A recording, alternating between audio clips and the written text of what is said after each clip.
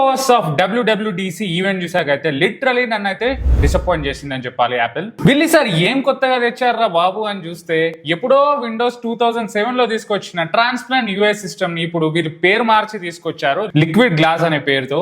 Coming to charging estimation time, ఈ future already Android లో ఎప్పటి నుంచో ఉంది, కానీ యాపిల్ ఈసారే కొత్తగా తీసుకొచ్చిందని చెప్తున్నారు. సర్కిల్ టు సెర్చ్ ఫ్యూచర్, ఇది ఆల్రెడీ ఆండ్రాయిడ్ లో 2 years నుంచే ఉంది, కానీ యాపిల్ దీంట్లో అయితే ఈసారి తీసుకొచ్చింది.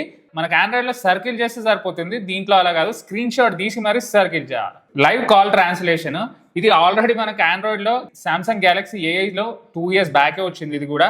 నెక్స్ట్ ఇంకేమేమి అప్డేట్ చేశారా అంటే వాట్సాప్ లో ఉన్న బ్యాక్గ్రౌండ్ చేంజ్ ఫ్యూచర్, ఇంకొకటి పోల్ సిస్టమ్ ని కూడా మనకు యాపిల్ మెసేజెస్ లో తీసుకొచ్చారు. So absolutely nothing interesting for 2 hours.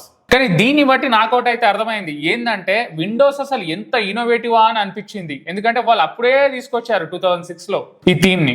మరి ఇంత బోరింగ్ యాపిల్ ఫోన్ ని మనం ఎందుకు ఇంత హైలైట్ చేస్తున్నామని మనకే తెలియాలి, యాపిల్ యాపిల్ యాపిల్ ఐఫోన్ అని.